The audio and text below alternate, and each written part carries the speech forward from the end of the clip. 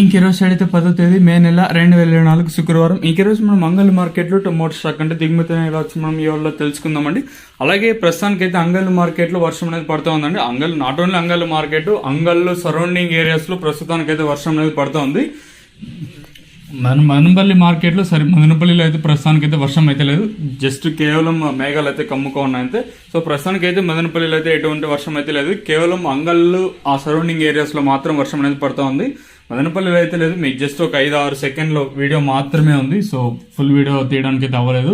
So ప్రస్తుతానికి అయితే అంగళ్ళు మార్కెట్లో వర్షము పడుతుంది, దానికి తోడు దిగుమతి కూడా భారీగానే వచ్చింది.